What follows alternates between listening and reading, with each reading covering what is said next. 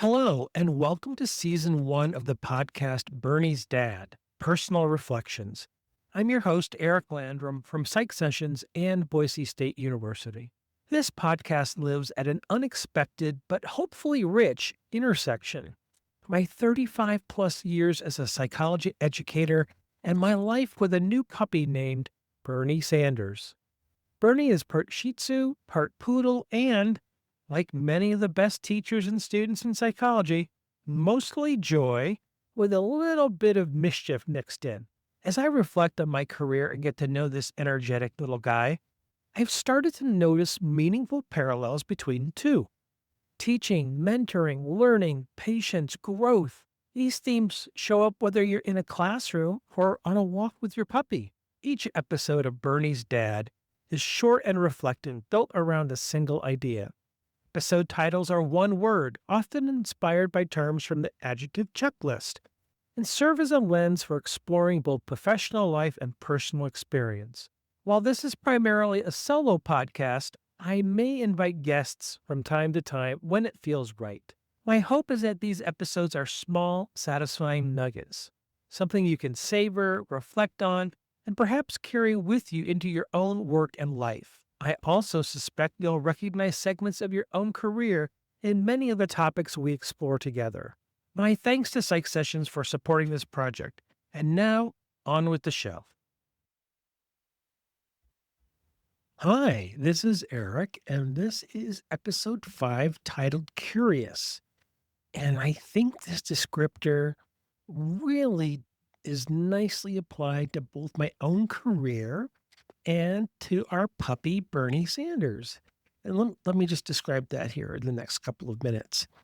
So, I think as an academic, especially in psychology and with the orientation of a researcher, curiosity is essential. It's amazing.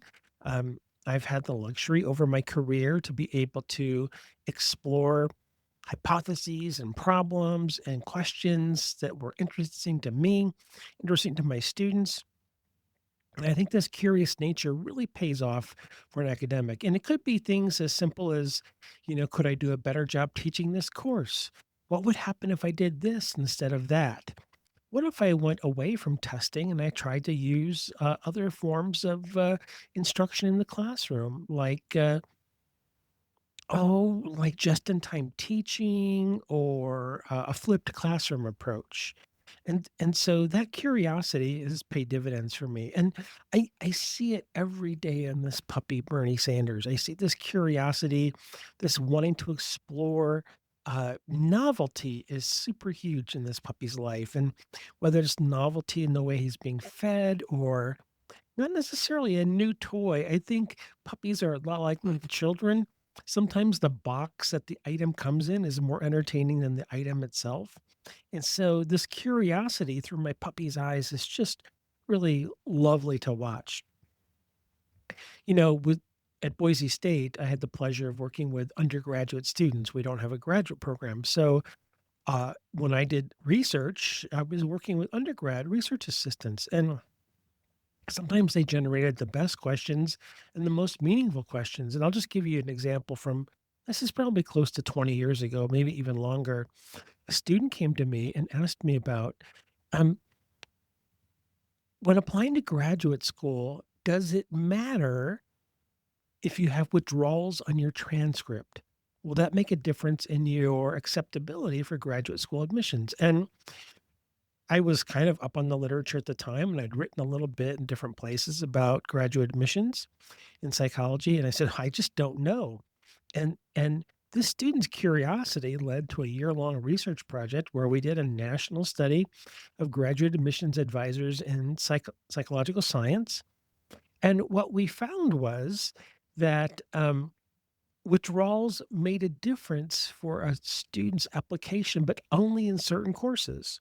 So, for example, in a research methods or a statistics course, if you showed multiple withdrawals there, that could be harmful to your admission to a graduate school program. But the overall number of withdrawals, notwithstanding those two courses, our respondents told us didn't make much of a difference. And so it's that curiosity about what's what's best for student success or what's a better way to approach a classroom challenge That curiosity of wanting to take a deeper dive, and that might be a website, it might be a journal article, it might be a book or a book chapter, and yes, it might even be a podcast.